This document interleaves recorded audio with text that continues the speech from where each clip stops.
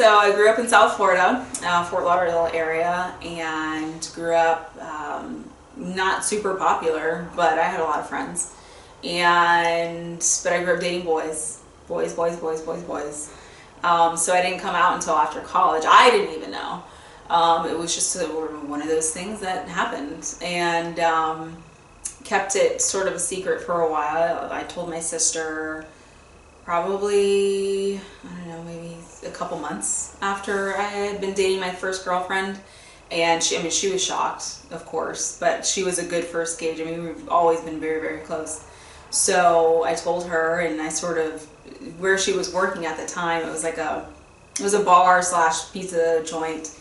And I would go in every so often to see her, and I went in one Saturday, and I was like, hey, I want to tell you something. And she's like, okay. Mind you, she's working right now. So she like leans, I was like, I want to tell you, I want to whisper in your ear. So she leans over and I tell her, and she sort of stands back and she's like, really? And I was like, yeah. So, and then she was the first person I told. And from there, I didn't tell my mom, but she could gather. Moms always know. They always know something's going on.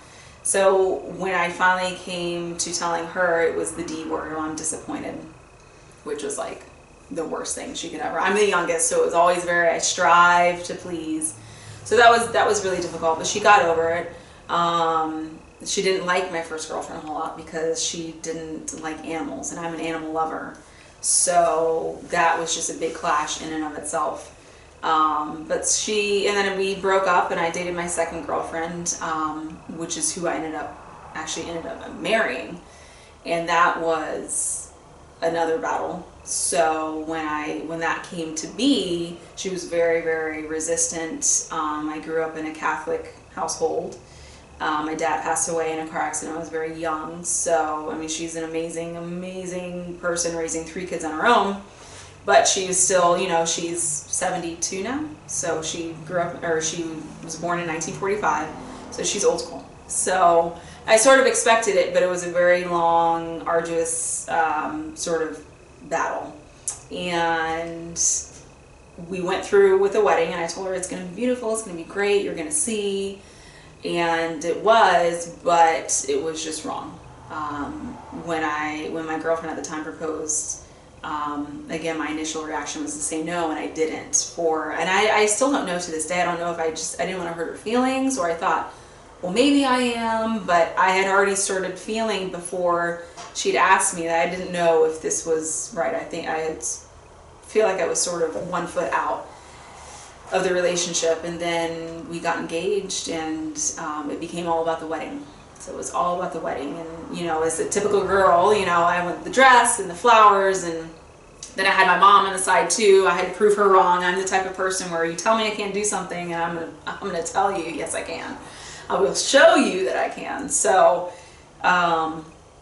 it sort of turned into this whole thing, and it was beautiful at the time, but it did not last, and I was not happy, and I found myself interested in somebody else.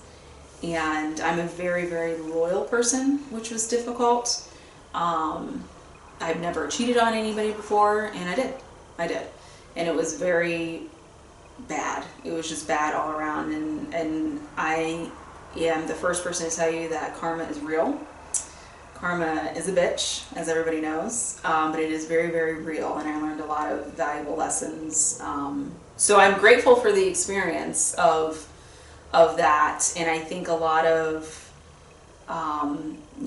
gay and lesbian couples nowadays, or even when marriage became legal, were just like, I want to get married because I can. And I think a lot of, and this goes for even straight couples as well, that I think a lot of people go into it not knowing what marriage really is. So to me, it's very important that people understand what they're getting into, and that they're truly ready to dedicate their lives and share their life in every aspect of that word with somebody else. So I think, as a lesbian in the Tampa Bay area, I think it's great. I think that there is a lot that the cities offer, both St. Pete and Tampa. It's very welcoming. You don't ever have to be, afraid to hold hands, walk down the street, or, be affectionate in public. But I think a lot of the same issues were, getting married and getting divorced too quickly, or raising kids, it's still the same. It's still the same at the end of the day. It's two people trying to find their way and share their life together, so it's still a lot of the same issues. But that was basically me in a nutshell. And my past, so to speak. But since you had dated boys before, or men, however we want. No, they were boys at the time. They were boys. What was the difference between dating boys and dating women? Was there any major differences, or was it all kind of the same relationship stuff? A lot of it is the same, but at the same time, I mean, when you date a male, it's very, because you're opposite, so there's not a lot of commonalities, I feel like. And looking back on those previous relationships, it was all, I felt very much trying to be pretty. It was very superficial, whereas when you're trying to be more attracted to a female, it's, what are the cool things that you do, or what's interesting about you. It's not so superficial. So that's the biggest difference that comes to mind for me, in terms of dating dating the two sexes. It's just been quite a while since I dated a man, but thinking back on it, that's really the biggest difference. When that initial attraction, when you're first starting to date, it's, it's look at me physically versus look at me as a person. So that's my experience. So having common femininity just makes it a little easier altogether. Right, because you're like, okay, I'm past that. Like, and there's still, of course, physical attraction, but you're not worried about a lot of the stupid stuff that you are with guys and trying to impress guys. So is the competition aspect still there? Oh yeah, and it's funny too. I mean, depending on, and even when you're just, and because it's still a straight world, so, and even when my girlfriend and I, we go out now, if you see another lesbian, you're like, lesbian. And it's just because, I don't know, it's just that sort of bonding thing, like, hey, we're not alone in this restaurant or this bar. It's just, I mean, and not judging, but just sort of seeing how they might be similar to me or her, or, just being comfortable or feeling comfortable. And I think part of that too is, for me at least, because I was adopted, so I didn't have, and until most recently, like it was probably like a couple months ago, I didn't know what my nationality was. So for the longest time, I'm like, well, shit, I feel Asian today, so I'm gonna be Asian. It was just sort of like whatever. I didn't have a place to fit in. So, being in that lesbian category, so, you have all these categories, and the lesbian category, knowing I fit into that, even now, it's just sort of fun sometimes, like, oh, there's a fellow lesbian over there, it's just a bonding kind of thing. So even if you don't talk to each other, but the competition wise, it's still there for sure. If you go into a bar and you're single, I mean, and there's like a hot lesbian, especially if it's a new lesbian in town, because we pretty much all know each other, even if we don't hang out in the same groups, we still know of each other through Facebook and things like that. So when you know that there's a new girl that's moved to town or something like that, there's definitely sort of vultures. So yeah. So does that to mean the gay community is better connected with itself than the straight community is, as far as interpersonal relationships? Because it's smaller. So there's definitely lesbian drama. Lesbian drama is real, but there's gay boy drama as well. But it's very cliquey. There's different groups. But I mean, I'm sure that happens, in the straight community as well. Everybody has these different groups, and I don't know every lesbian in town by any means, but I know quite a few, and even if I don't know them, if I see them out, I'm like, oh yeah, that's so-and-so. So I think there's still the same drama in both groups, but the gay community is definitely more interconnected, for sure.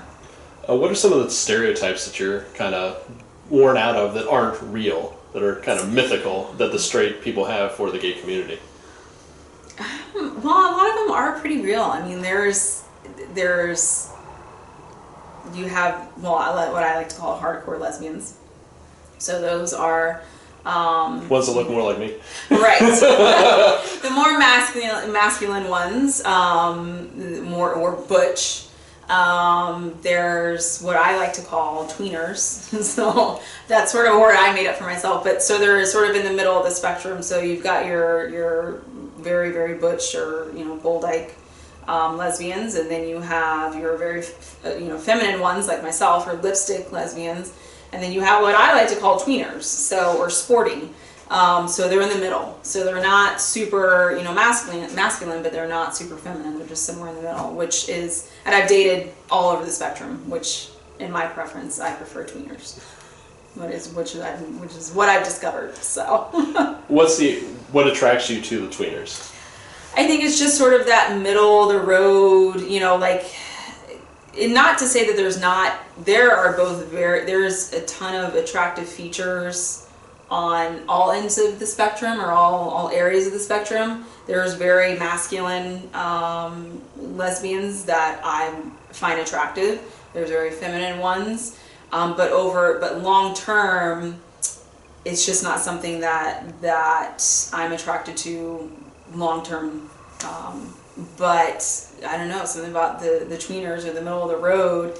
They're feminine enough and just a little bit boyish or masculine enough. And it's just sort of like what's the porridge story? Is it no, not Little Red Riding Hood. Goldilocks. Goldilocks. It's like Goldilocks. It's like it's just the right amount, just the right amount. So. When you did finally start to figure out that you were a lesbian, what was that catalyst that kind of set that off? It was my first girlfriend. I knew that she was gay. And I had kissed a girl before. It was all sort of like in fun, but it was not. I mean, that was it. And that was a couple years prior to her. And then one night we were just hanging out because it was when I first worked. It was my first job after college, and there was a group of us that always hang out, and we always go to happy hour on Fridays. And so one happy hour, we're just sitting there, and she puts her hand on my leg, like underneath the table, and I'm like, I gotta pretend like, waist up, like, no, there's nothing going on. Meanwhile, I'm like, oh my God, her hand's on my leg. Like, what's happening? Do I like this? What's going on? So all the 20 million questions rush through my head. But I'm like, oh, I think I do like this. So it sort of went from there. It was just like, all right, well, we're gonna sort of get on this roller coaster and see what happens. So that was a catalyst. There wasn't anything. I wasn't sitting alone, and it dawned on me like, hey, I'm gay. No, like somebody sort of like pushed it onto me, but it wasn't. I mean, I could have very well, if I didn't like it, I would have been like, what are you doing? Like she knew, and she had asked before, like, are you straight? And I'm like, yeah. But it wasn't until that happened where I'm like, huh, no, I think I do like this. So yeah, that was it. So you would never think about going back to a straight relationship. This is I have a huge appreciation for men. There's still tons of men that I find highly attractive. But it's not that, it's just something about being with a woman. So it was what you were used to, just dating a man. Then when this other thing came around, you're like, this is really what I want. Right. It's just much softer. It's I feel like you can be much more real. And it's just the relatability factor that I really find attractive. And there was never, I didn't have any sort of experience when I was younger. I wasn't abused or anything like that. So, thankfully I was never in that situation in college where unfortunately so many young women are right now, where they get raped or anything like that. It was nothing like that. It's just, it's comfortable, it's nice, it's much, and I'm not talking about like physically, but just like softer. Everything about it is just, it's very, very different. And again, just that relatability factor just plays a huge role in that. So. Since you came out as an adult, so you really haven't had to deal with any bullying at all? Have you, or have you encountered any of that as an adult? No, I'm trying to think. I did encounter actually when I was with a man, because I'm clearly lighter, and a man or a guy, I'm not going to say man because he was not a man, but a guy that I was dating in college, he lived in New York, and sort of the racism card or aspect sort of played into that. But I'm trying to think, since dating a woman, I've gotten stares before, but I think it's much more acceptable with a tweener, so to speak, or if it's two feminine lesbians, which is not the reason why I'm not, attracted or want to be in a relationship with somebody that's more masculine. It's just, I did notice that with my first girlfriend, there was a lot of times stares, big time, but there was never an incident in particular that I can recall where there was like discrimination. But you get looks. You get looks for sure, but nothing directly, which is good, because I'm not the type of person to really hold my tongue. So I'd probably be in jail right now. So physical attractiveness kind of gives itself a little bit. Society gives that a pass when it comes to lesbian couples, whereas it's much more acceptable if you are both feminine, much more acceptable, or at least a tweener. Socially acceptable, right? Oh, completely, because and I think especially from the male aspect, they find it intimidating and almost, I don't know, disrespectful or something if you are with a more masculine woman. Because they're almost like, well, why not just be with a man, and they just find that very threatening. So they're much more likely to, say things, or, I've had friends, I haven't had, incidents myself, but I have had friends who, have gone into women's restrooms and they get looks or get things said to them because they have a very, very short haircut and, almost next to nothing boobs, or, just dressed, more masculine, and which is ridiculous. So it's just men think masculinity is under an attack because right. a man or a woman is taking a man's place in what they consider a traditional relationship. Right. That definitely seems to be that way. You think and not all men by no means, but the instances where I've seen, my friends have, had things said to them, or even, lesbians that I don't know, just the way that people react towards them, especially when they're by themselves too. If I walked down the street, nobody would have any idea. Nobody would know. They would just assume I'm straight. And people do all the time, like, oh, well, hey, you're your husband or your boyfriend. I have that said to me all the time. So whereas somebody that's more masculine, they might get the looks or the just nasty things said to them. And thankfully here again in the Tampa Bay area, it's very, very, very rare. But not to say it doesn't ever happen, but it is more rare. How often do people give you that whole "you're gay" kind of surprise thing based on your personality and appearance? No, it's happened quite a bit, and I'm like, yeah. And a lot of times, and not that I shy away from saying it, but strange, like if I'm at a store or something, or if somebody I don't know, says it in passing, I just don't have the time or the energy to correct them or really say anything different. But if it's somebody I'm meeting for the first time or somebody that I work with, I will say, well, actually, my girlfriend, and I'll get the I'm like, yeah. I'm gonna tell you, which is nice too. I'm very happy that does happen sometimes, because it changes their mindset. They just I think a lot of people just have the stereotypical butch lesbian in their mind, when there's plenty of lesbians out there that look like me. Like it's not just the masculine women that should define a lesbian. I'll actually cut in here. My audio will be in this part because I want to share this story with Stephanie. I think there were 2 times when we worked together that people were surprised. Yeah. But not when you were in front of me, when like we were talking. Right.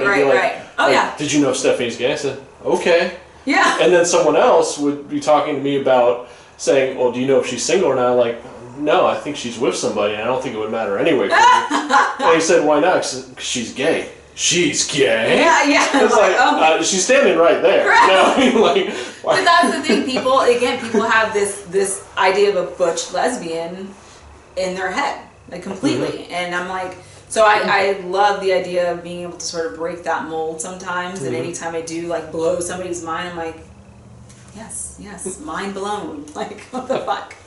Misty's actually back if you want it. Hey, babe. She can't hear me. Go knock on the door.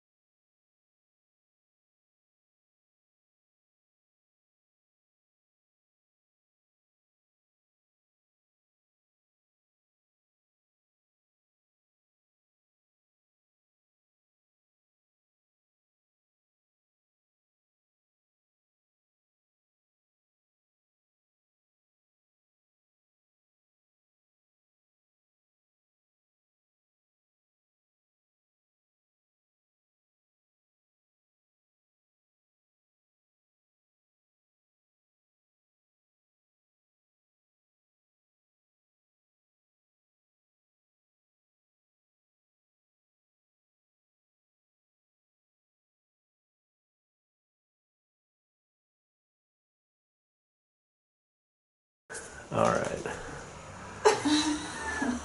Okay.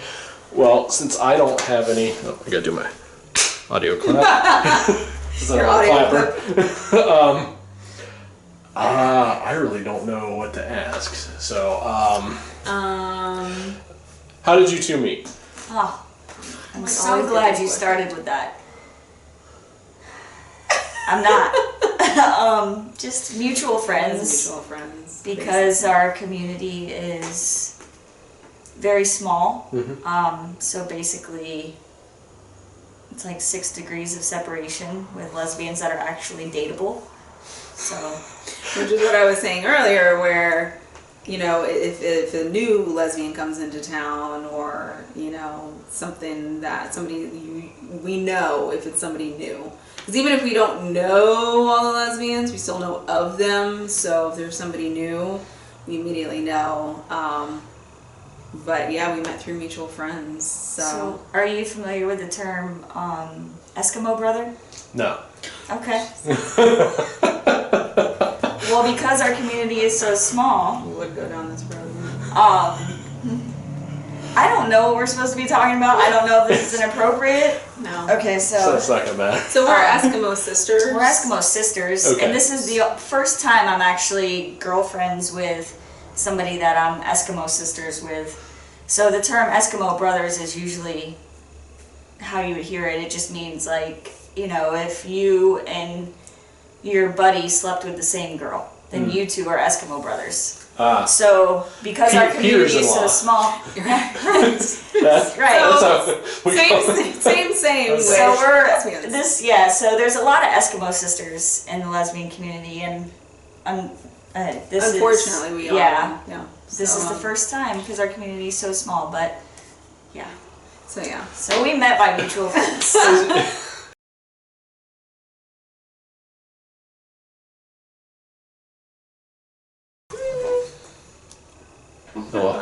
Is it really that bad of a stigma since the community is so small? I mean, you're bound to run into relationships. It's one of those things where it's just like, I mean, if you're really not that comfortable with it, you just don't go down that road. But it's just one of those, you know, not necessary evils, but those givens in the community where it's probably going to happen. So I mean, there's definitely some rules, like, you know, don't date somebody that your best friend was dating. Mm-hmm. You know, I mean, that kind of thing. But if you're going to say, oh, I'm never going to date anybody that any of my friends or acquaintances has dated, then you're going to be single forever. Unless you move. Yeah, unless you go to another state. And even then, it's dicey. Yeah. So, I mean, yeah, there's definitely, I think, for a lot of us, most, we respect each other's, our core group of friends' boundaries. Like, we would never date somebody that's, in our core group of friend, we wouldn't go date one of their exes. Hopefully we're not going to date anybody else. We were talking about who we would and wouldn't date, but just in case it doesn't work out, babe, I won't date any of your exes. Don't worry. No, thanks. When there is a new lesbian in town, is it kind of like a feeding frenzy at that point? Because there's not really is there a big influx of lesbians coming to this area? Not really, not that I've noticed. But we don't like venture out a whole lot. Again, we have a core group of friends, but if there is a new lesbian, it's definitely known. I mean, people quickly. talk about it, yeah. Right. And if you're single, yeah, it's definitely who can call dibs on her first. I mean, I think it was where did I read somewhere that the Japanese culture called dibs by licking something. So it's kind of that. It's kind of actually that. Very similar. It's that. Very similar. I'm glad I came back. Yeah. Yeah, it's like, okay, where do I even go from here? All right. Well, I mean, he's like, that's it. That's it. That's pretty good. Do you feel there's more pressure on the lesbian community to act a certain way, to socially, or do you feel that you can just be yourselves without really getting as many stares as you would if you were very either extremely like flamboyantly gay or really butch? Yeah, I think we have a much easier time than probably a lot of our friends. I mean, we have one of my best friends is very butch, and she hates going to, I mean, I say straight bars, but just a normal bar because guys will look over at her and she's uncomfortable. Whereas I think for us, because she is very feminine, and myself, I'm just girly enough, but yet just masculine enough, I guess, that it's okay because I'm not. I'm not. She's not a threat. So like we were talking about before, where somebody who is very butch or masculine, I think a lot of guys view that as a threat. And why would you, somebody who's very feminine, and why would you choose to be with somebody who's very masculine? So I think they just sort of view it as a threat. So I think that's a lot of times where the negative stuff comes from. I tend to get along very well with straight guys because to them I'm like the best of both worlds, because I'm just, like I said, just girly enough and just feminine looking enough, but yet I can sit there and talk sports and home improvement and all the dude conversations. So they love it. Like, I have a lot of really good friends that are guys that, so yeah, I think we don't struggle with a lot of the social stigma that comes along with being gay. But it's very unfortunate for our friends and those people that we know that are very masculine or butch or very flamboyant. It's very sad and unfortunate that they do get stigmatized and treated so differently just because of who they are and how they're comfortable being. Does the stigma come more from masculinity, from men, or does it come kind of equal between men and women that are straight? I don't know. I think it's a lot of times just generational. And, just older people, whether it's male or female, the stares or the weird looks, just from older people in general. And that's the population of Florida is heavily stacked on that side. Right. A little bit. But thankfully, Tampa Bay, it's especially St. Pete, it's much, much more gay friendly. It's no longer really God's waiting room like they used to call it. So fortunately, we're not dealing with that as much anymore. The downtown areas are becoming much younger. So there's really no problems in terms of being yourself. So it's nice. You see more gay seniors? Sometimes, yeah, especially with gay men, though. You'll see in St. Pete, the older gay men have money. They have lots of money, and then they have their younger boy toys sometimes. So, you know, that's what you see a lot. But then you also see older lesbians as well. A lot of times in Gulfport. Gulfport is usually the scene. They usually stand out pretty well. The way they're dressed, or how do you spot an older lesbian? Oh, simply if just by she's just on her own. Yeah. What are the signs? Well, I mean, she's probably got a tank top on with a sports bra. Right. Never a real bra, sports bra. She's probably got some form of cargo shorts on. And depending on if she did her hair, maybe a hat, but it's usually going to be spiked. Yeah. Yeah, pretty much. Yeah, or just short. And again, not to say, and we say it completely out of love, just because we know, and I think that's where a lot of the stereotypes come from, and not that they're not wrong. It's just I think that people don't take the time to understand who the person is. I mean, you could generalize any sort of group. You know, so I think the stereotypes do fit the bill a lot of times, but it's nice to sort of break that mold from my perspective, just because I am more feminine, and you know, letting them know that it's not just all butch lesbians. You know, there's plenty of feminine lesbians walking around, and you'd never know.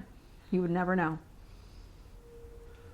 As far as St. Pete's pretty well known for its Pride Parade. I was doing a interview with a conservative veteran where he was kind of like, I want them to have their rights and get married. I just don't like it when they throw it in my face. Mm-hmm.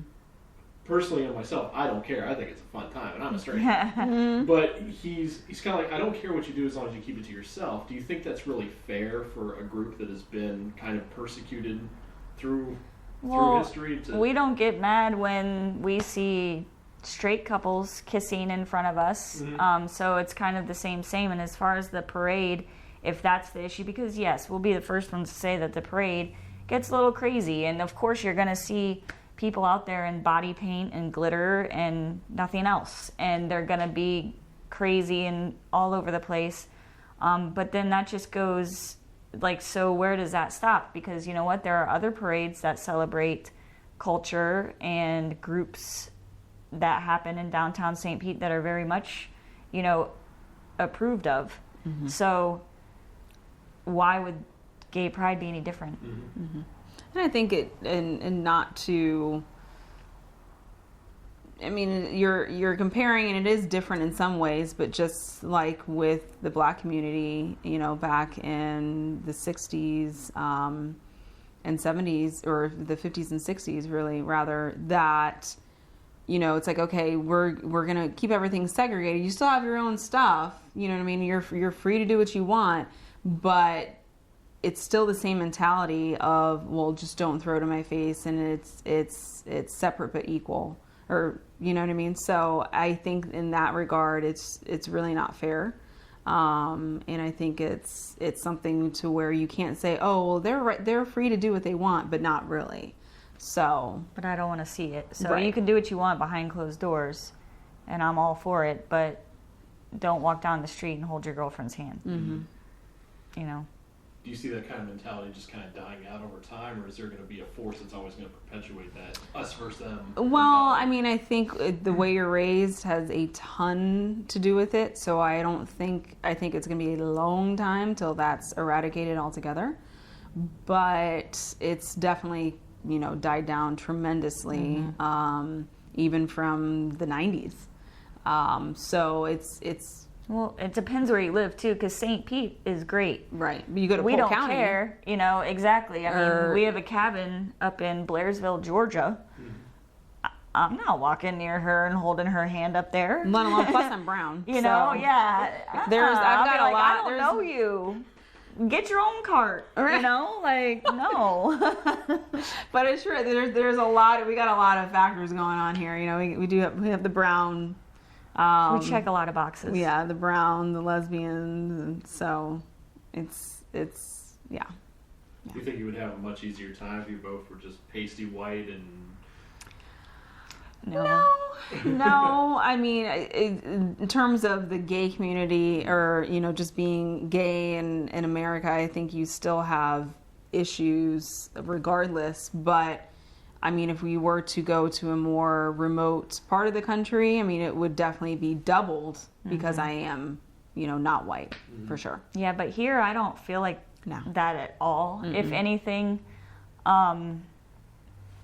If anything, I feel like we actually, because she isn't white, I don't know, sometimes if we go somewhere and there's, African American people around or whatever, I feel like I'm more comfortable. I feel like they would probably have more of an issue if we were both white, if that makes sense.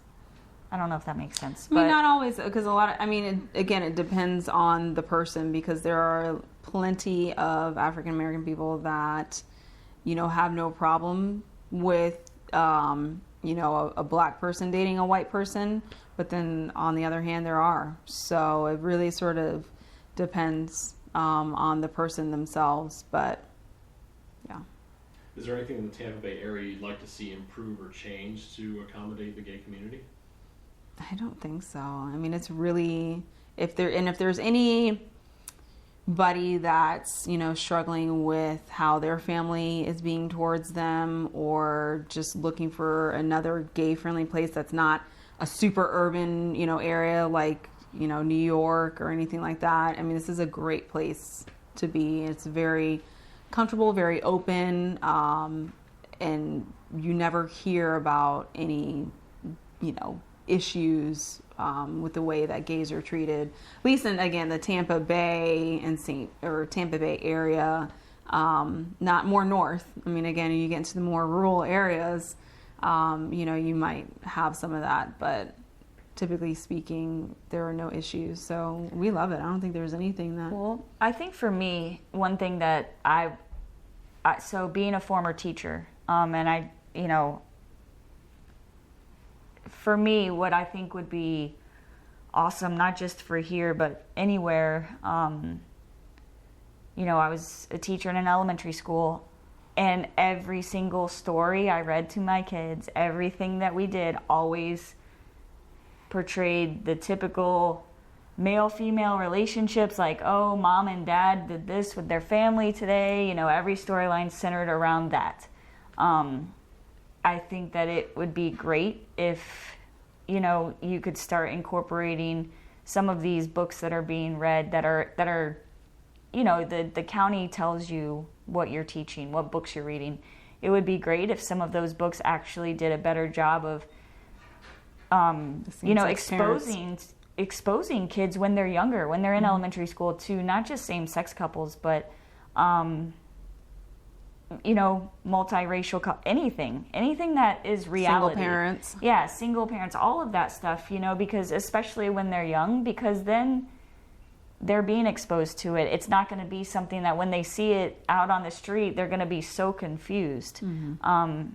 Or just have that bias, especially because, again, it's all about how you're raised. So, if you're raised to hate gays or any other race or religion or anything like that, if they know nothing about it, especially in school, if they're not being taught about these other groups in school and to be comfortable with them and to be accepting, then it's just going to continue to create more problems. I mean, we used to teach just character traits, tolerance being one of them.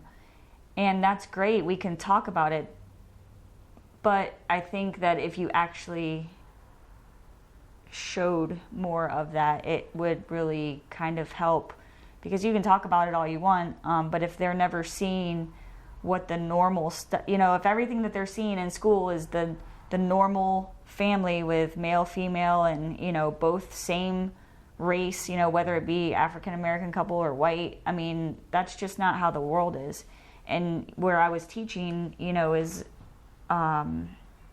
it's a inner city school. It's a rough school. Those kids probably have never been to even Tampa. They're not getting out. They're not getting that exposure. They're not getting that outside background of their knowledge own community, outside of they just know where they live, and that's what they see. So, I mean, so for me, that's one thing that, like I said, I would love to see change, is that being incorporated more into educational curriculum without everybody losing their minds over it. Because, you know, if I read a story to my kids and it had 2 women and they, you know, the kids went home and was like, Mommy, we heard this story today, it was great, and this kid had 2 mommies.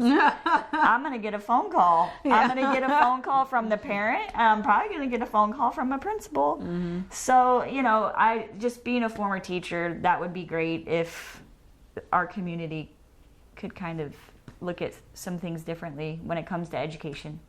Would it be more up to just the school board or the county itself saying, you are going to teach this, we'll take care of the backlash, or are they so afraid of the backlash that they don't want to take any action at all? I think it's more the latter, probably. I mean, yeah, I think it's probably they're afraid of the backlash. I mean, the county has no problem saying, hey, you're teaching this lesson with this book on this day. It is all planned out for teachers. So why, I mean, so they obviously don't have a problem saying, hey, you're teaching this. This is what you're reading today. I don't think they'll ever, I think that if they were to say, hey, you're teaching this, I think there would be a lot of backlash. It's outside of the social norm, too. I mean, you're going against the social norm and what, you know, then you bring your religion into it and what, you know, people's thoughts are. So it's just, they want to, you know, keep church and state separate, which, you know, doesn't even really happen anyways. But so clearly I think they would be very, very reluctant to do so because of the cultural norms, the religiousness aspects that get brought into it. And I mean, they would have a ton of parents banging calling down their them door saying, I don't want my child to hear a story about a gay couple with kids. Mm-hmm. You know, it's going to happen. It's just when would it finally be something that, okay, the school board would say, all right, you know what, we're doing this and we don't care because it's life. Mm-hmm. Are they waiting until maybe since the majority is the straight students, are they waiting for that to change in a way where it's like, okay, well now this is a thing you can't ignore. Right. You have to get these kids socially ready for this subject. Mm-hmm. When's that pendulum going to swing and I don't know. Change is going to have to be made. I don't know when that would happen. You know, I did see something on Facebook. The best source of information. Of course. But, you know, I have been out of the classroom for, you know, a year and a half. So I did see something that a friend of mine posted, and it had to do with that subject of, and I can't completely recall what they called it, but I feel like it had something to do with like a unicorn or a bear or whatever. But at the end, it was like a feelings unicorn or something along those lines. I could be wrong on what animal, but basically this was being presented in classrooms about, and it addressed the issue of transgender students or people, and it had the students where they could actually say, you know, I feel like a boy, even if so you didn't, regardless of, you know, if you're male or female, you could actually, you know, pick on this, we're going to call it a unicorn, on this unicorn and say, okay, well, you know what, I feel like a boy, or, you know, I identify with this, because it was trying to show that, you know, there are differences and trying to identify what those kids are feeling and how they feel inside, mm-hmm. as opposed to how they look outside. Mm-hmm. And I could tell you that there was at least 2, it was posted twice on my Facebook page about people that were absolutely outraged that they're like, I don't want my child to see this. Mm-hmm. And of course, one was sadly a childhood friend that I've known since 2nd grade, who's, you know, gotten back into church. And she was just outraged that her child, or they were teaching this in school. So, I mean, it sounds like there are some things that they've tried to do, but you can, mm-hmm. you know, it's, so yeah, I think there's just going to be a huge outcry. Mm-hmm. As far as gender identity is concerned, is it something that really should be taught in school, or should it be something that the parents should address with their children directly? That way, they have that support. Mm-hmm. It's such a hot topic. I don't know how to approach it. Yeah. But I think it's just like sex. They have sex education, and I think it's a dual responsibility of the school, because they're spending a shit ton of time at school. So, and I don't even know the percentage. I mean, how much time would you say they're spending, 8 hours at school? How long is I would say 6 hours.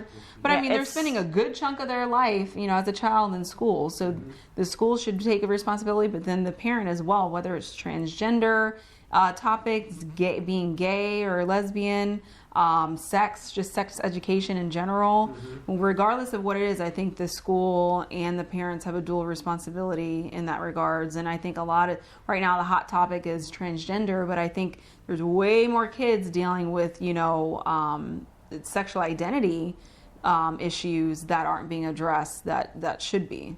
And that doesn't get addressed either, though. No, and I mean, with school, the reality is, yes, it should be included. In my opinion, it should be included in those sex ed classes, or those lessons that your guidance counselors come around to do. I think that there should be a letter or something going to the parents to say, hey, just like for the sex ed class, it goes in 5th grade. They send letters home to the parents to say, hey, this week this is what we're going over. You're more than welcome to come in and sit in on the lesson.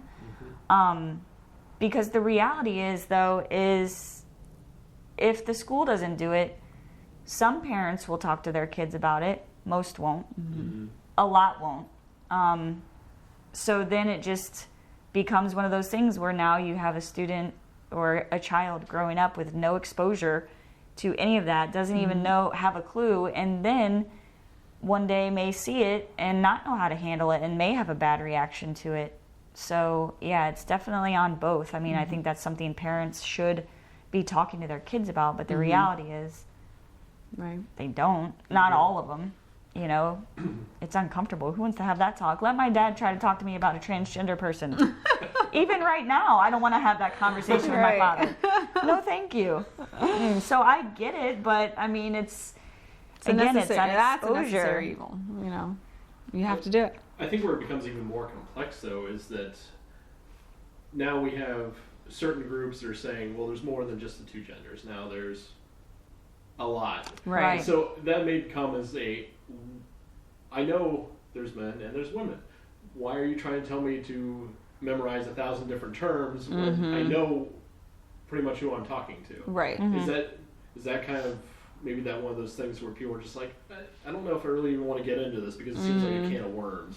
I don't know. I think you start small. You start small. It's a step at a time, and as any sort of social aspect evolves, then you take on more, as it evolves, or more classifications are determined. But you gotta start small, but you gotta start someplace, and that's the important part. I think there just needs to be an awareness of, hey, this does exist. Not everybody fits into this one category, and physically they are a male. However, what they feel inside, sweating. What they feel, no, it's just me being nervous. However, who they identify with, with their feelings, I just touched my mic, sorry. Sorry. Could be different than what they look like. Because I'll be the first one to tell you, and if you saw that collage that my mother put together, Misty the Gay Years, growing up, I had long, beautiful hair until about, 4. And then I cut that shit off right up here and I gave myself a mullet. I left it in the back. Business up front, party in the back. And I mean, I would tell you, and my parents would tell you from the beginning, I hated being in dresses. I was outside playing sports and in the dirt all the time. I very much identified more with being a boy. I had 2 neighbors that were boys, and you would have thought I was actually more athletic and probably, definitely more. I mean, one of them was a very sensitive guy. I was probably more of a boy than he was, you know, and it's like, I knew all along, like, I grew up and I identified more with, you know, the term then was, I was a tomboy. Yeah, I definitely was. I wanted to play sports. I didn't want to play with dolls. I had G.I. Joe. You know, I had Army stuff. You know, I would play with my friends. We'd go build forts. So I did, you know, I was very into sports, and I have been, and that's where I was comfortable.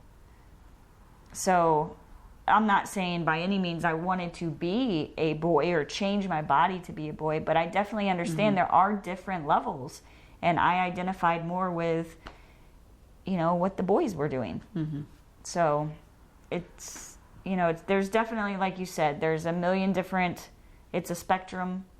But there at least needs to be some kind of awareness that, hey, this does exist. And a platform for them to either express themselves or talk to somebody or just know that how they are as a person is okay. Is social media helping that or hindering that by...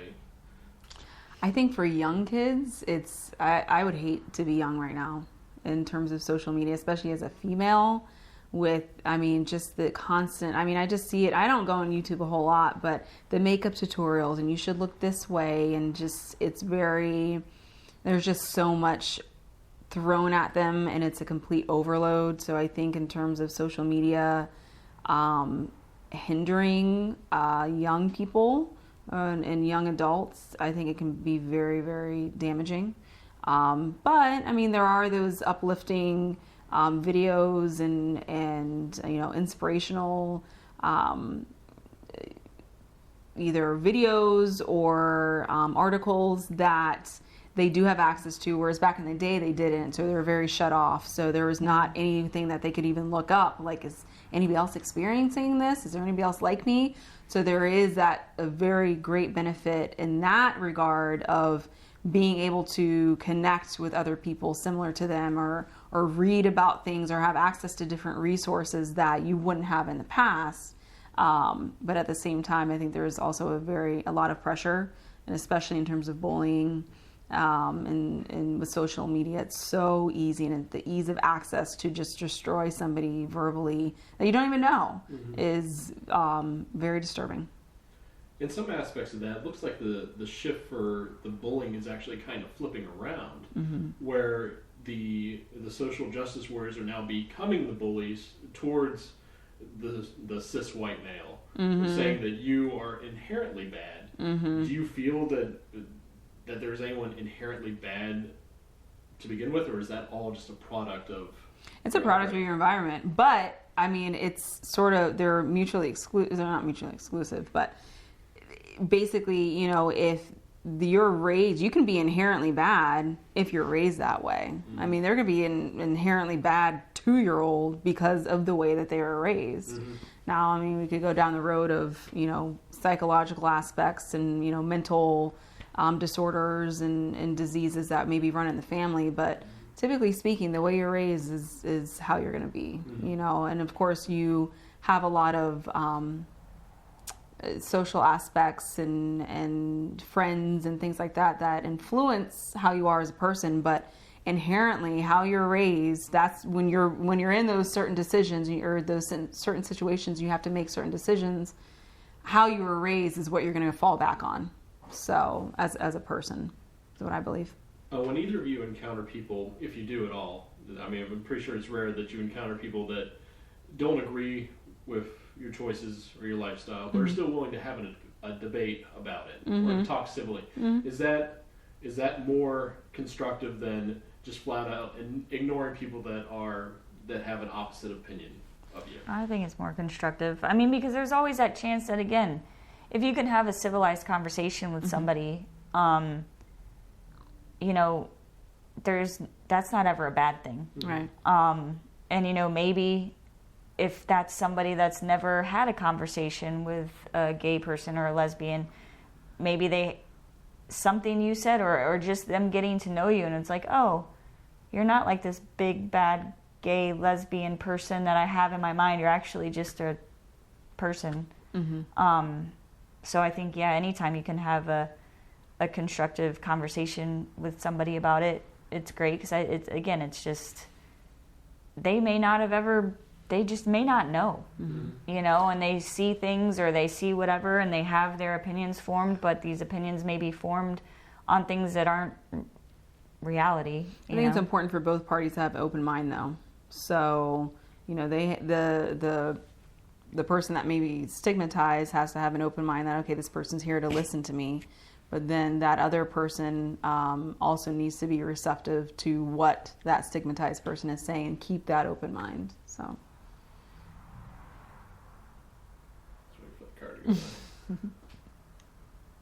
We live close to a busy street. It just seems traffic picked up. I know, right? I don't think it's picking up on the mic, but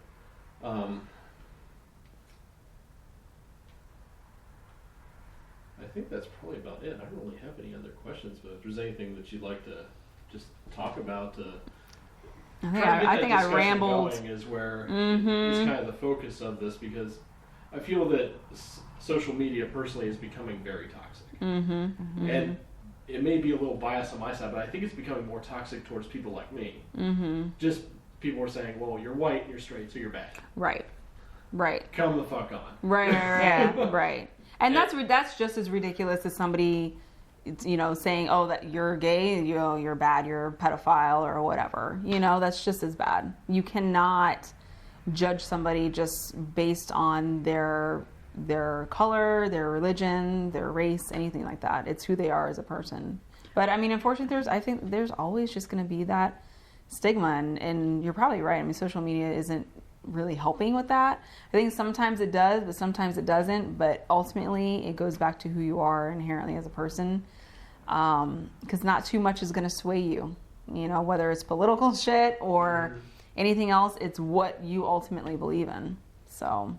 Should we try to coach people more in having actual real life social interactions and move away towards Facebook or away from Facebook?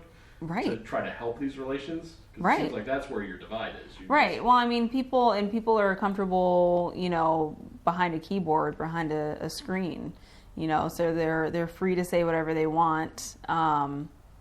Whereas, you know, when you put, let's say that was, you know, a gay person and somebody's straight, that straight person is going to have a lot less courage, I think, to say what they think to that person's face. And then also just knowing them as a person. I think people just want to see what they see, and they are so quick to forget that we're all fucking human. We're all human. We all have a story, and we are much more alike than we think to one another.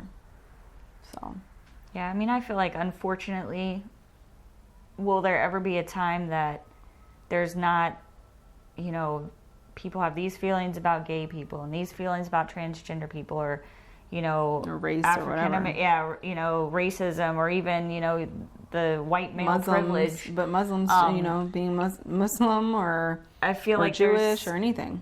Always, unfortunately, going to be that on some level. I mean, I would hope that it continues to improve, because it has, you know.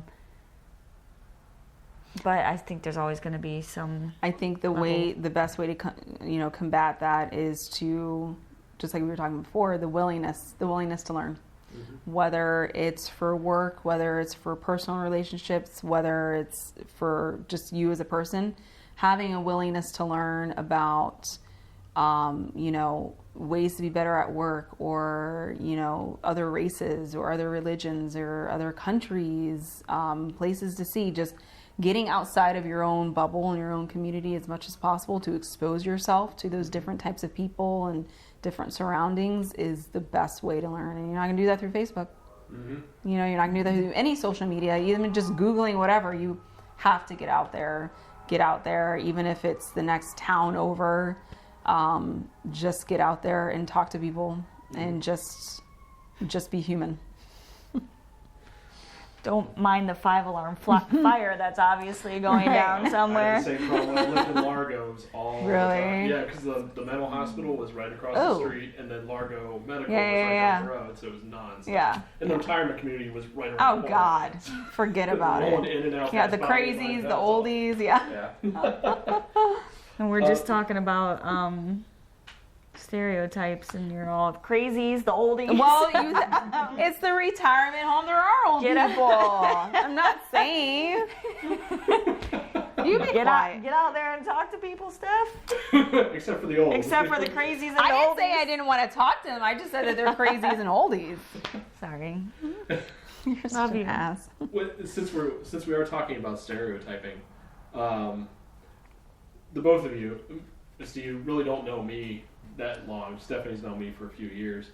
Just based on my appearance alone, what would you think of me having not spoken to me at length? What kind of judgments would you make about me? It's just a social experiment. I just want to see what you think. I don't know. I think that you'd I don't know that I would necessarily think anything. I would just look at you like a normal dude. Mm-hmm. I don't think you have crazy eyes or anything, so that's good. So we're crazy. Yeah, there's nothing startling about you that would make me feel. Right. He's like, good. So this is working. Right. This is really working. No, but I'm a generally friendly person, and I don't, if I saw you, I wouldn't. I don't know that I would think. Don't take this the wrong way. I don't know that I would think much about it until speaking with you. So pretty nondescript. Yeah. Okay. If I had to identify you in a lineup, not going to happen. Okay. If I had never spoken to you and I just happened to see you somewhere. I just, but no, I wouldn't necessarily draw any conclusions, and even even though I do know you, I would say, I'll pretend that I didn't, I would say techie. Techie and just... You're just saying that because you're surrounded by it. Well, no. No, well, so were we saying if we didn't talk to you at all? Yeah, if you just saw it. I still would. I would probably say, oh, he's, something along those lines. But then plus going off your shirt too, because that's the Green Lantern. So I'd say, okay, he's probably along those lines of not techie / nerdy, something that has an interest in those, kinds of genres, but that would probably be the extent. Okay. The reason why I asked is I had an interesting run-in a few years ago. I was walking down the street. I was walking from my condo to the convenience store, and this guy ran a stop sign and almost hit me when I was on the sidewalk. So I said, what the fuck? And the guy pursued me for 5 minutes, yelling at me, saying, I am going to shoot you, you fucking faggot. Are you serious? And just lobbing these gay slurs at me and threatening to shoot me. Oh my God. And I was just this is interesting. So I just let it go because I was staying by the convenience store at that point with a camera on me. So I'm just go ahead. Let's see where this goes. Right. You fat slob with your 5 Little Caesars pizzas in the back with your kid and your wife. No. So it was just this is interesting. What was the woman doing? Nothing. She was just trying to look straight ahead, trying not to engage in any kind of social contract with me at this point. So it was interesting how this man drew these conclusions about me and how his rage just built up. Because I called him out on his deadly driving, right? And that he apparently I looked a certain way. No, not at all. That it added to it. Had I had a full head of hair and not looked so big, it probably would have just gone right by. Yeah, I think I think a lot of times what guys do, and I don't think it's so much that the no hair or anything like that, because I don't think you look gay at all. Now, let's say there's a large number of gay guys that think I do. Really? I get approached a lot. Huh? Yeah, I've really? been approached at restaurants and in public, just at the store. Just guys. Even the server one time at a restaurant gave me his number and told me no.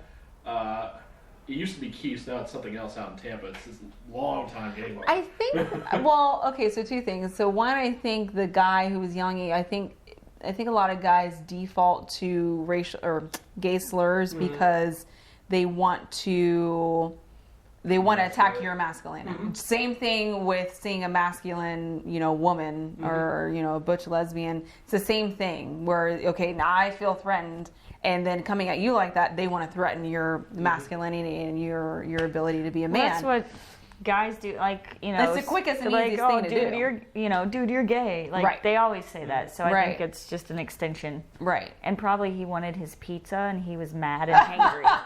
and he was pissed that the big gay man was keeping him from his 5 pizzas. Right. So I think that's where I would sort of, that would be my best guess with that, because I've seen it before too. It's just the quickest thing to say.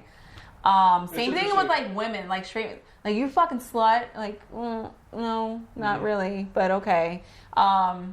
So I think people just sort of either just visually, maybe what they are gathering from your appearance, they want to find the quickest opposite factor of that. So yeah, I don't see gay man at all. But then the second point, definitely not. No.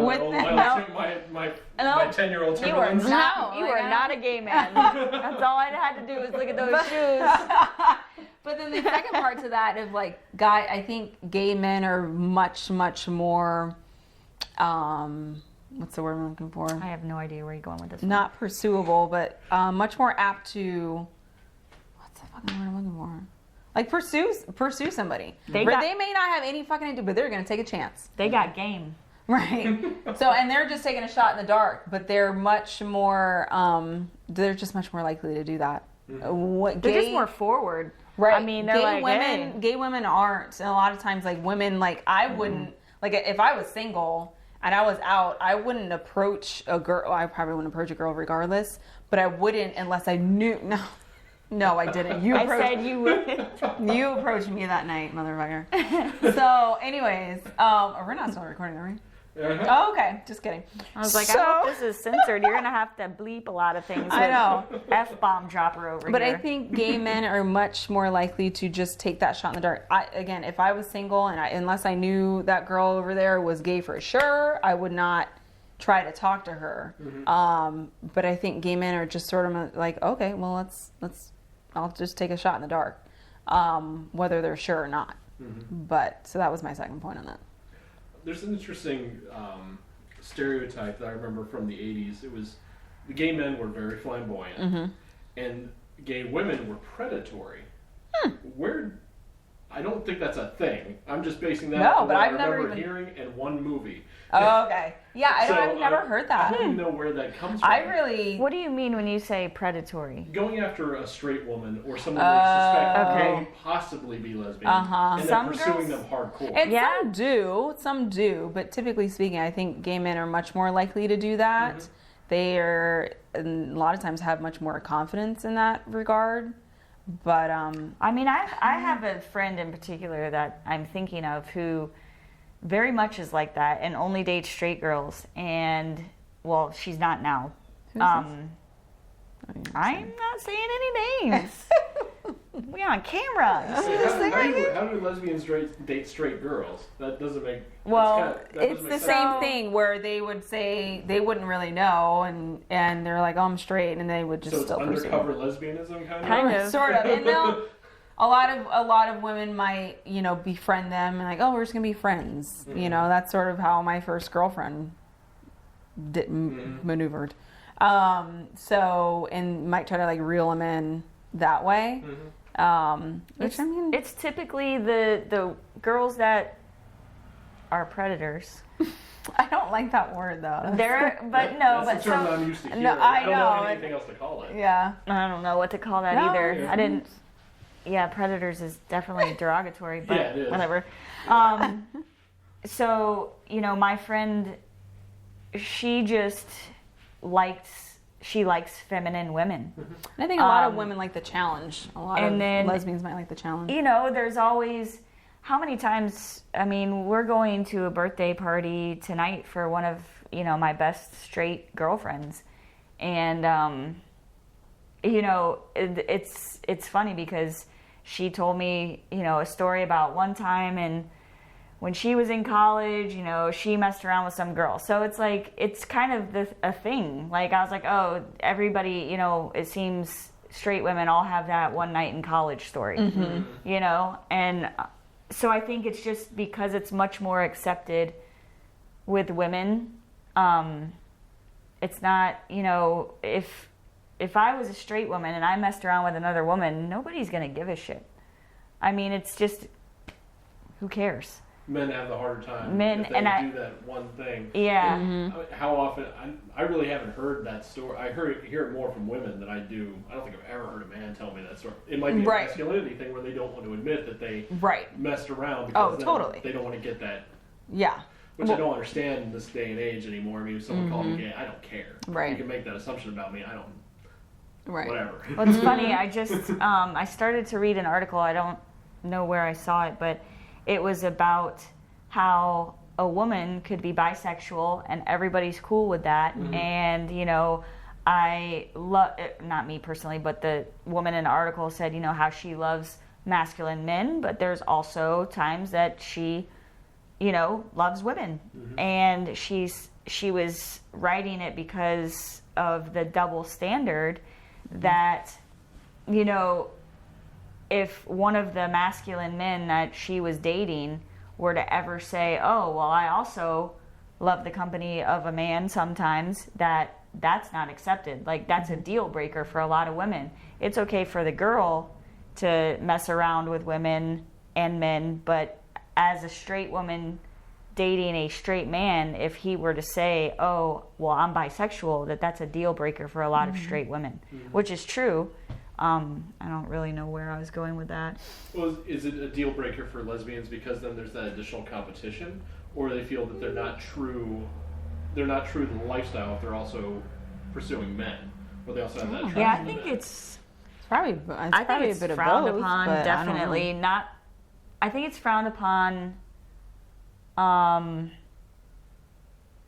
because a lot of, you know, lesbians will look at it as, well,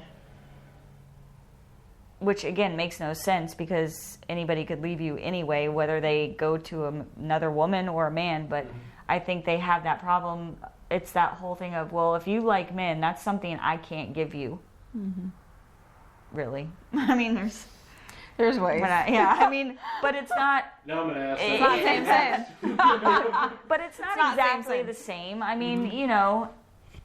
So there is that whole, I think, part that lesbians dating bisexual women might struggle with of, hey, well, if you like dudes too, I'm not going to be able to give everything like that to you. I think there's more, it's much more frowned upon for a lesbian to then go back to men. I've had a friend before that, you know, everybody was giving her a very hard time where she was, you know, exclusively with women for years and years and years, and then she went back to men. And that, I think a lot of lesbians frown upon, or there's much more of a stigma for that within the community than anything else. Now that you opened up that can of worms. You're welcome. Because I have no shame. Apparently I don't either. Trying to figure out how to phrase this. Yeah, just get it out. No, I want to phrase it tactfully. I want to phrase it tactfully. How do you keep the satisfaction level up when, I guess, the Congress is different since it's two women instead of a man and a woman? You're saying like sexual preferences? Yeah. How do you keep everything still satisfactory for both of you? In that aspect of it. Well, it depends. As tactful as I could get with it. And not so much for it. It varies lesbian by lesbian. Some lesbians want nothing to do with toys. Others do. So it really sort of depends on what their preference is. But I mean, if there was a lesbian that, or two lesbians that started dating where one of them came from maybe just recently dating men or something like that, I mean, you would probably have to use toys then at that point. So, I mean, that is what we're talking about, right? Yes. I'm just making sure. I'm glad I worded it so vague that I got kind of the answers. Well, I mean, so I think, well, you use the word satisfaction, and if my father ever sees this, I'm going to have to move. She won't. No names are being used. Yeah. I won't even use names on the interview one. Yeah, that's probably good. One. Yeah, no, that's good. So I travel in different circles than you people anyway. Entertainment people aren't gonna know who that. Right. I mean, I guess when you use the word satisfaction, that when you said how do you keep the satisfaction up, were you saying that because it's two women that we couldn't satisfy the other person because we don't have all the working parts as a man? After a certain, that's kind of what I was getting at. Mm-hmm. But after a certain time, you kind of have to change things up anyway to keep things fresh. And I don't know if the dynamics are the same between a man and a woman as they are between a woman and a man and a man. I don't know how sexual gratification is maintained in the same way it is in a straight relationship. I think it's same. You try out different positions. You try, tchotchke little things or whatever. but at the end, not tchotchkes. I guess you were part of that one. I'm like, tchotchkes? What are we talking about? Little figurines and little... I don't understand what we're doing. Not tchotchke. I didn't mean tchotchke, but I meant like little toys. like little toys or just different things or like a snow globe. Okay. Cool. Moving on. Just like any other relationship, you have to you suck. You have to keep communication open. I mean, at the end of the day, it's about communication. Like, I like that. I don't like that. Hey, I want to try this. So it's really about it's just like any other relationship. But in terms of like your question, like keeping up, your question really, keeping we ain't up. Gotta keep nothing up. Yeah. We happy. We happy. That's a perk right there. You'll have to pop it in. Right? But I mean, I think it's just, if things start, if there's a lull, or anything like that, you have to speak up. Mm-hmm. You have to speak up. But with lesbians per se, I mean, it's just honestly like any other couple. Like you might want to bring toys into it. You might want to do, role playing or something like that. It's just like any other couple. But I also think what, a big part for me is, again, I keep getting stuck on the how do you keep the satisfaction up almost, and I'm not sure if that's what you're implying, but saying that it couldn't be as satisfying as with a man. See, I don't know. That's why I'm asking. Because I don't know how. So I completely, so like I completely disagree with that because you know what? I have had sex with guys. Me too. And for me, I can tell you that sex with women is way more satisfactory than it ever was with a dude. And it's just much more intimate. And it maybe go back to that likability or commonality thing of just being two women. Mm-hmm. You sort of, not all the time, but inherently sort of know how to touch and what they might like. Whereas guys, I don't know, they just, Yeah, so, I mean... And with guys, it's probably just getting what they want out of it and then secondary kind of thing. Right, okay. Right. And it's not every guy is like that, but... I'll tell you that's a common... Right, exactly. Trust me, I know. But, it's just not as connected, Yeah, so that's where I think as far as, if there's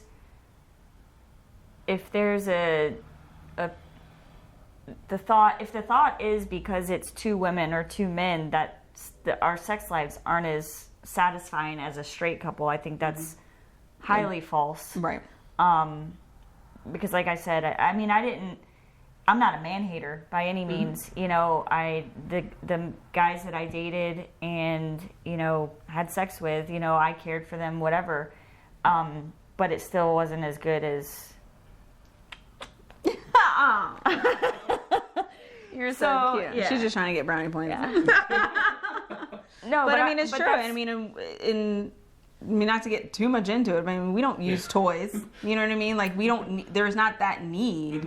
But I was gonna do something that I'm glad I didn't. Oh, okay. I was just gonna make a gesture, but we're not. No, we're not doing any gestures. So, but again, I Paul's fist. I mean. No, we're not going down that road. No.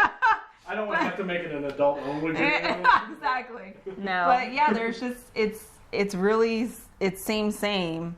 Where a straight couple, I don't, if I want to spice it up in any certain way, I can spice it up. But it goes back to, I think, we're lesbians. We're attracted to women. That's who we look at. For a reason. So so that's what we like. I mean, just like with straight couples, yeah. The straight women love balls. I don't love balls. So I think that's why if you are gay or lesbian, of course it's going to be better with your partner because that's what you're into. That's what you're attracted to. It's not about parts, you know? So yeah, I think that, She's done. And then you open up another can of worms. Oh, good. Yes. Well, it's because the feminist movement is kind of a really hot topic right now. On social media, it blows up, and I kind of have to live on social media, so I see a lot of that and get a lot of hate just for being a man. Why is it that there are some lesbians that avidly hate men? I honestly could not tell you because we're not one of them, and we don't really know. We don't have any friends or know anybody that are like avid man haters. I don't know where or why that stems from, and I just think it's ridiculous because that's the same thing as somebody being an avid woman hater, like, you know, or very misogynistic. What's the word? Misogynistic. Thank you. I can never say it. I can type it, but I can't say it. Somebody along those lines. I mean, it's same. You're just on the opposite side now. So I don't agree with it. I think it's ridiculous, and you know, they might have some prejudices against men for whatever reason. But to be just an avid man hater, it's not. Yeah, cool. I mean, and there's definitely a difference between being a man hater and being a feminist. You can be a feminist all day long without being a man hater. I mean, I've definitely seen throughout my gay years, because you know I've been around for a while in the gay community. She's 41. So, but I do know that I've seen situations where. Not so much with me, but other friends, because again, I'm not, and it's mostly the people that are the man haters are typically the more masculine lesbians. And I think that, because I've seen some situations where a masculine lesbian can be sitting there with her girlfriend, and a dude comes up and starts talking to the girlfriend. And it's that whole, oh, well, you just haven't had the right man kind of thing. And you know what? It's disrespecting their relationship. So if that, I could see where people would be like, oh, come on. Right. I mean, and there have been times where, again, even because I used to have long hair and looked a little more girly. So, I mean, there were times that, I'm sitting there with somebody and a guy would come up and just feel like and it was the feeling of, they would just come up and just interrupt and sit down. And I'm like, why? Like they're entitled. Yeah, like they're entitled to sit there and talk. Just because it's 2 girls or 3 girls sitting here doesn't mean. And so I think that sometimes when men do that, and again, I think that that's how a lot of men are raised is, hey, you're the man, go get what you want. If you see a girl, you got to make the first move. So if you have a group of girls that may not look like lesbians, you may not know, but some do. Some are very obvious. And again, there's that disrespect of the relationship. I think that can leave a bad taste in some women's mouths, because and it's even like, if they're not lesbian too. I mean, before I ever came out, and I'd just be out with, my girlfriends, my friends, and they'd just come up and like, I don't want to talk to you. Like, what makes you think that you can just come up and interrupt my conversation? And so even, lesbian or not, I think, lesbians and straight women are both very obviously capable of being man haters. But I think a lot of it might stem from that. But again, some experiences with, some bad apples, even if it's a handful, doesn't mean that you should hate every man. So just like you shouldn't hate every black person or every gay person or every Muslim or anything like that. So I think people need to sort of obviously separate themselves from that. But. Yeah. I mean, I don't, like I said, I mean, I call him my soulmate. He was my roommate before he moved, before she moved in, and, absolutely adore him. That's why he's my soulmate, I mean, so I just think if anybody just is a man hater, and granted it's ridiculous. And they're perpetuating the same thing that they're getting mad at other people for doing to them. Right. They're hypocrites. As far as quote unquote gender roles, I don't want to use that word, but I kind of have to. I'm the daddy. Oh my god. In a lesbian relationship, how are those traditional, what people consider traditional roles filled within a lesbian relationship? How are they split up?